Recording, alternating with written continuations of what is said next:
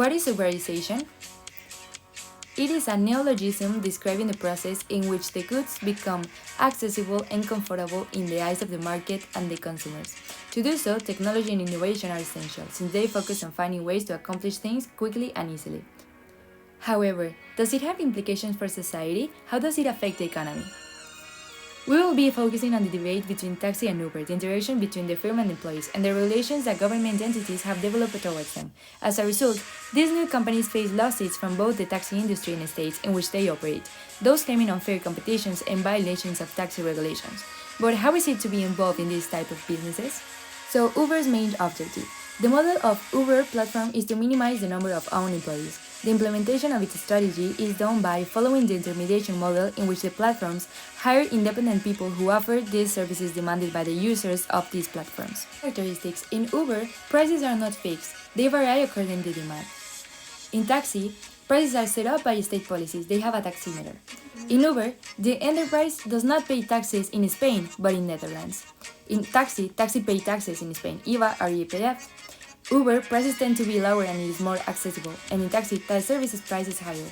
It was like this before. The producer and consumer circles weren't affected by taxes. Little by little, Uber is paying more taxes. However, as they pay most of them in the Netherlands, the tax revenue is not as big as taxi drivers want. Consequently, both surpluses are also bigger.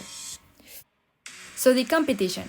Firms set prices above marginal cost when the goods they produce are differentiated from those produced by other firms. Firms can benefit from strategies that reduce competition, but without competition, the deadweight loss may be high, and policymakers try to reduce their loss through competition policy.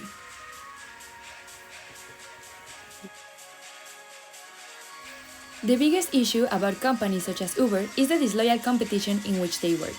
At the beginning, taxis had the perfect competition of pickup services, meaning prices were established by the government, accepted by the companies, and were homogeneous. However, since the arrival of Uber in 2014, the competition only became perfect but disloyal, since the enterprise managed to compete with lower prices from the one taxi drivers had without losing money. In this sense, consumers tend to choose what is cheaper. Taxi drivers still work as if it is a perfect competition. Government establishes their cost as well as the law protects them with the supposed proportion of 1 BTC license for every 30 taxis. Nevertheless, nowadays proportion is 1 BTC every 2 taxis, which means a huge percentage of people working without regulations. Because of it, Spain and the European Union came to the conclusion on the necessity of regulations for Uber. The Avalos Decree of 2018, which in practice transferred powers to the communities and municipalities, give them a 4-year moratorium to regulate the sector. The decree establishes that if after the period there is no current regional legislation, the BTC permits will expire and they will not be able to make urban journeys. To motivate employees to work hard and well, firms must set the wage sufficiently high so that the worker receives an employment rent. This means there is a cost of job loss. Uber doesn't need to give incentives to the employees since people have the freedom, fluctuations, and one-sided power relationship. However, Uber have incentives. Drivers must gain between 3,000 and 4,000 euros monthly in order to get those. As it is difficult, drivers overpass working hours doing extra time.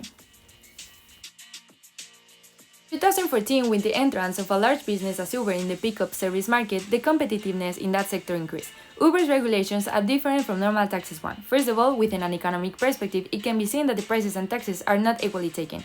It is visible that in Uber there is an unfair and disloyal competition that affects not only taxis but the world society. People should be conscious about this unequal situation, and the government still needs to keep implementing regulations to make sure that the private companies as Uber follow them. Thank you so much.